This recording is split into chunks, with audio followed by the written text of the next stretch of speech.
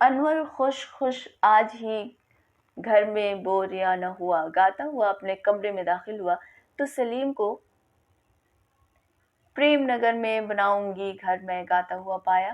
ان کے کمرے کا تیسرا شریک آزاد حسب معمول پلنگ پر لیٹا ایک جاسوسی ناول پڑھ رہا تھا۔ جاسوسی ناول پڑھنا اور سونا یہ آزاد کے محبوب مشغلے تھے۔ وہ ان لوگوں میں سے نہ تھا جو کسی شعبہ حیات میں بھی امتیاز نہیں حاصل کر سکتے۔ نہ وہ پڑھائی میں ہوشیار تھا اور نہ اس نے میگزین میں کوئی مضمون لکھا تھا۔ ملتا جلتا بھی وہ کم تھا اور اپنے کمرے کے رفیقوں سے بھی وہ بوقت ضرورت ہی بات کرتا تھا۔ وہ خوبصورت بھی نہ تھا۔ چہرے پر موٹر سائیکل سے گرنے کے کئی نشانات تھے۔ سانولا رنگ تھا، معمولی قد، خشک اور سخت بال جن میں شاید دن میں ایک بار بھی کنگھا نہ ہوتا تھا۔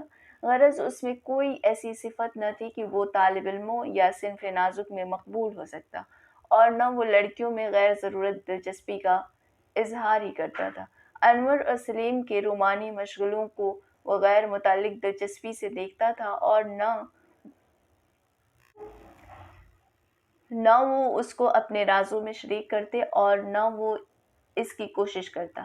آج سلیم اور انور کی غیر معمولی بشاشت سے معلوم ہوتا تھا کہ دونوں کو پھر رومانی کیڑے نے کاٹا ہے، مگر اس نے سوائے الیگ سلیگ کے کوئی بات نہ کی اور اپنا جاسوسی ناول پڑھتا رہا۔ تم اتنے خوش کیوں نظر آتے ہو؟ انور نے سلیم کے گانے سے تنگ آ کر کہا۔ تمہیں کیوں بتاؤں؟ سلیم نے بگڑ کر جواب دیا۔ مگر میں کہتا ہوں کہ تمہیں آج کون سا خزانہ پا گیا ہے کہ خوشی سے پھٹے جا رہے ہو؟ تھوڑی دیر کمرے میں خاموشی طاری رہی۔ انور اور سلیم دونوں اپنے اپنے سوٹ کیس میں کپڑے تلاش کر رہے تھے۔ ارے چھدو، ارے چھدو، انور نے نوکر کو پکارا۔ وہ درزی میرا سوٹ لایا یا نہیں؟ اور وہ میرا بلیزر جس کی آستین کھولنے کے لیے دیا تھا وہ آیا یا نہیں؟ انور نے سوال کیا۔ جب معلوم ہوا کہ درزی حسب معمول وعدے کے مطابق کپڑے نہیں لایا تو دونوں نے مل کر اس کو برا بھلا کہا۔ اس کے بعد آزاد کا ٹرنک ٹٹولا گیا کہ شاید اس میں کچھ پہننے کے قابل کپڑے نکلیں، مگر وہاں کیا ملتا؟ وہ تو جاڑے کا موسم کا ایک گرے پتلون اور گرمی سفید قمیض اور خاکی نیکر پہن کر گزار دیتا تھا۔ کھانا کھا کر سلیم نے سائیکل سنبھالی تو انور نے پوچھا، اس لو گرمی میں کہاں چلے؟ تمہیں کیوں بتاؤں کہ درزی کے ہاں جا رہا ہوں، سلیم نے کہا اور سائیکل پر بیٹھ روانہ ہو گیا۔ اس کے چند منٹ بعد انور نے آزاد کی سائیکل سنبھالی۔ میں نے کہا، شاعر صاحب، آزاد نے ہنستے ہوئے فقرہ کسا، کسی کی تیر نظر سے میری سائیکل میں پنکچر نہ کر لائیے گا۔ درزی کے ہاں سے کپڑے لے کر چلے تو انور کو خیال ہوا کہ نئے سوٹ کے ساتھ نیا جوتا بھی ہونا چاہیے، اور سلیم کو یاد آیا کہ اس کا ٹینس کا جوتا ذرا پرانا ہو چکا ہے۔ جوتوں والے کے برابر میں ایک جنرل مرچنٹ کی دکان تھی۔ انور نے ایک نئی ٹائی بھی خرید ڈالی۔ سلیم نے ایک ریشمی مفلر لیا۔ انور نے نئے بلیڈوں کا پیکٹ لیا تو سلیم کو یاد آیا کہ اس کی فیس کریم ختم ہو گئی ہے۔ سلیم نے ریشمی رومال خریدا تو انور نے سینٹ کی شیشی۔ غرض 3 بجے کے قریب دونوں دوست لدے پھدے واپس کمرے پہنچے۔ آزاد سو رہا تھا مگر دیر تک نہ سو سکا۔ اس کو ایسا معلوم ہوا کہ بھوچال آ گیا۔ آنکھیں کھول کر دیکھا تو انور اور سلیم کمرے کے واحد آئینے میں بیک وقت داڑھی موڑنے کی ناکام کوشش کر رہے ہیں اور خوب گالم گلوچ اور چھینا جھپٹی ہو رہی ہے۔ اسی جھگڑے میں انور نے اپنا گال کاٹ لیا اور آزاد نے اٹھ کر خون روکنے کے لیے پھٹکری لگا دی تو اتنے زور سے چلایا کہ آس پاس کے کمرے والے سمجھے کوئی قتل ہو گیا ہے۔ غرض بڑی مشکل سے دونوں دوست تقریباً 4:30 بجے سج دھج کر تیار ہوئے۔ بالوں میں انزورا ڈالا گیا، مانگ پٹی کی گئی، چہرے پر کولڈ کریم کی مالش ہوئی، مگر حالت قابل رحم تھی۔ اتنی سخت گرمی کے باوجود انور نے کلپ دیا ہوا سخت کالر لگایا تھا جس نے اس کی گردن کو توق کی طرح جکڑ دیا تھا۔ اس پر غضب یہ کہ نہ صرف کوٹ بلکہ واسکٹ بھی۔ سلیم نے بھی اپنی شان جمانے کے لیے یونیورسٹی کے رنگوں کا اونی بلیزر پہنا تھا۔ غرض دونوں کا پسینہ کے مارے برا حال تھا۔ کہاں کی تیاری ہے؟ انور نے سلیم سے پوچھا۔ تم کوئی ٹھیکیدار ہو؟ سلیم نے کٹ کر جواب دیا۔ اور دیکھتے نہیں ہو کہ ٹینس کھیلنے جا رہا ہوں؟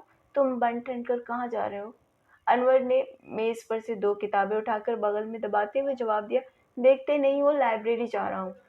خدا خدا کر کے 4:45 یہ دونوں روانہ ہوئے تو آزاد کو اطمینان نصیب ہوا۔ اس نے تکیے کے نیچے سے اپنا جاسوسی ناول نکالا اور پڑھنا شروع کر دیا۔ یونیورسٹی کلاک ٹاور نے 6 بجائے تو انور نے سلیم سے کہا، بس بھائی اب چلو، انتظار کی حد ہو گئی۔ اس لڑکی نے آج ہم دونوں کو بے وقوف بنا دیا۔ دونوں دوست 1 گھنٹے تک ٹہلتے رہتے، ایک دوسرے کو ایک ہی مقام پر دیکھ کر تعجب ضرور ہوا تھا اور آپس میں فکرے بازی ہوئے، لیکن کچھ عرصے کے بعد دونوں نے قبول دیا کہ اصل مقصد ان کے آنے کا کیا تھا۔ جب 6 بج گئے اور سلمیٰ صحافی نہ آئی تو انہوں نے اس کو برا بھلا کہنے کے بعد طے کیا کہ اب کہیں ٹہلنے چلا جائے۔ سوئمنگ باتھ ریستوران میں شربت پینے کے بعد انہوں نے باتفاق رائے کھیتوں کا رخ کیا۔ ریلوے لائن کو پار کر کے پگڈنڈی بات کرتے جا رہے تھے کہ کچھ فاصلے پر 2 سائیکلیں پڑی دیکھیں۔ ان دونوں سائیکلوں کو وہ پہچانتے تھے، فوراً جھک گئے اور کھیت کی آڑ لے کر ادھر ادھر ہوشیاری سے نگاہ کی تو برابر کے کنویں کی منڈیر پر آزاد اور سلمیٰ صحافی کو بیٹھا ہوا پایا۔ انور نے سلیم کی طرف دیکھا اور سلیم نے انور کی طرف۔ اس ایک نگاہ میں تعجب، غصہ اور انتقام کی خواہش، تمام جذبات موجود تھے۔ غرض صورتحال پر مفصل تبصرہ تھا۔ آزاد اور سلمیٰ باتیں کر رہے تھے، کان لگا کر سنا تو انور اور سلیم دونوں کے چہرے سرخ ہو رہے تھے، کیونکہ ذکر خیر انہی کا تھا۔ کاش تم ان دونوں کو دیکھتے۔ انور نے مفلر باندھ کر اس پر گرم کوٹ پہنا اور سلیم نے نہ صرف سخت کالر لگایا بلکہ واسکٹ بھی پہنے۔ پسینے کا یہ حال تھا کہ خدا کی پناہ، اور دونوں نے اتنے زور سے ہنسنا شروع کیا کہ انور اور سلیم سے برداشت نہ ہو سکا اور وہ الٹے قدم واپس لوٹ گئے۔ کچھ عرصے خاموش چلتے رہے، پھر دونوں بیک وقت بولے، بدلہ لیں گے، بدنام کریں گے۔ کچھ دور واپس گئے تھے کہ ان کو ایک کلاس فیلو فضل الدین مل گیا۔ یہ بھی یونیورسٹی کے عاشق مزاجوں میں سے تھے، مگر حال ہی میں شہر کے اسکول کی ایک اپنے عمر سے 10 برس بڑی ایک دیسی عیسائی ہیڈ مسٹریس کے عشق میں ذک اٹھا چکے تھے، اس لیے فی الحال عورتوں کی قوم سے بغض رکھتے تھے۔ انور اور سلیم نے نہایت رازدارانہ طریقے پر فضل الدین کو آزاد اور سلمیٰ کے پکڑے جانے کا واقعہ سنایا اور ساتھ میں یہ بھی کہا، بھائی کسی سے کہنا مت، کسی کو بدنام کرنے سے ہمیں کیا فائدہ۔